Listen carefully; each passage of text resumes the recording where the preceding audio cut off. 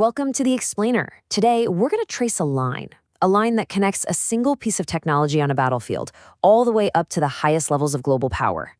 We're going to follow the thread from an AI-guided drone to the world leaders making decisions that shape our world. So let's just jump right in with a huge question that a lot of people are asking.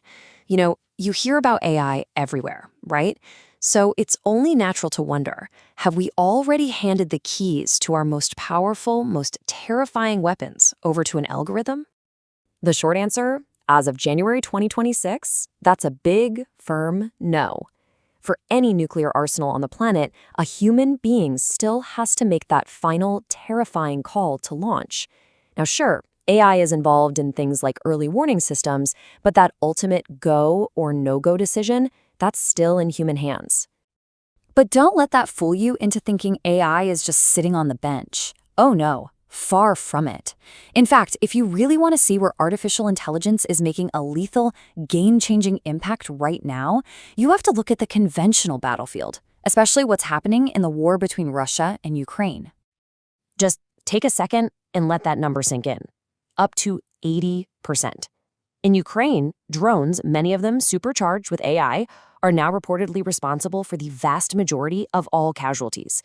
This isn't some sci-fi movie about the future of war. This is the brutal, daily reality of combat, today. So let's break down how this massive shift is completely rewriting the rulebook for war.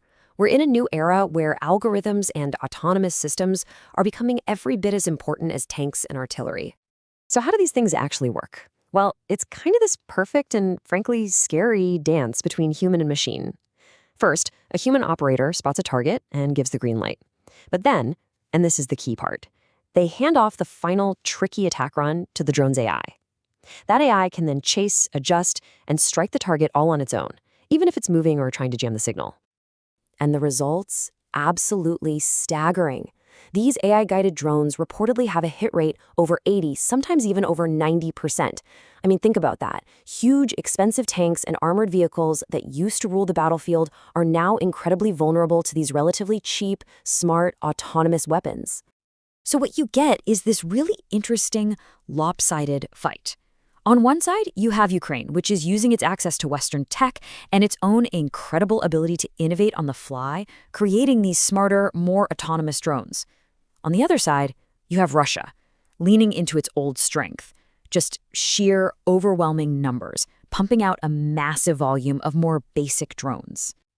And all this new technology, well, it's fueling an absolutely devastating human cost. This was a war that Russia apparently thought would be over in 3 days, but it has turned into a brutal, grinding war of attrition. The numbers we're talking about here, they're honestly hard to wrap your head around. As of late January 2026, the total military casualties, so that's soldiers killed, wounded, and missing from both sides, is estimated to be a staggering 1.8 million people. But here's where it gets really telling.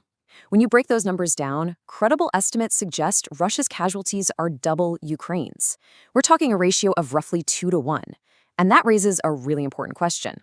Why? Well, the answer seems to be baked right into Russia's military history. A bit like in World War II, the strategy seems to be using a massive population advantage to just wear down the enemy, to win by absorbing horrific losses that other countries couldn't sustain. It's the same old playbook, just with drones instead of bayonets. But look, this brutal reality on the ground, it doesn't just happen out of nowhere. It's a symptom, a direct result of these huge geopolitical games being played by world leaders. And the patterns of power we're seeing here, they go way beyond this one conflict. Okay, to really see the pattern, you gotta look at a couple of recent events. First up, Venezuela. On January 3rd, U.S. Special Forces capture President Maduro. Then, just 6 days later, 6 days, President Trump is meeting with top oil executives to talk about, you guessed it, Venezuela's oil fields. The timing is, well, let's just say it's hard to ignore. And what's so striking about this, according to analysts, is how blatant it all seems. The official reason for the operation was about national security and fighting narco-terrorism. But the immediate meeting about the country's massive oil reserves made the economic motive crystal clear. All right, now let's pivot to another example, the renewed push by the Trump administration to acquire Greenland. On the surface, it's framed as a security issue, a vital strategic spot in the Arctic. But you peel back that one layer, and what do you find? A potential treasure trove of rare earth minerals, the stuff that's essential for all our modern tech, and a market that's currently dominated by China. So, when you connect the dots, from the drone fields of Ukraine to the oil fields of Venezuela to the icy plains of Greenland, a really, really old pattern starts to emerge, and it's all about the art of control. And here it is, the core of the whole thing. Leaders use the idea of security, whether it's from a foreign enemy or economic collapse, as the ultimate justification for control. Control over resources, control over land, control over what happens next. It's this delicate balancing act. Make your people feel just safe enough to keep you in charge, but not so safe that they stop needing you. And listen, this game of control, it's not just nation versus nation. It's played at home, too.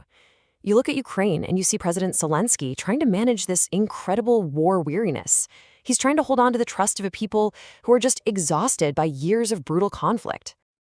And then, over in Russia, you see the flip side of that same coin. According to reports, Putin isn't trying to build trust, he's weaponizing fear, reportedly getting ready to purge his own inner circle to crush any whisper of disloyalty. It's the classic authoritarian playbook.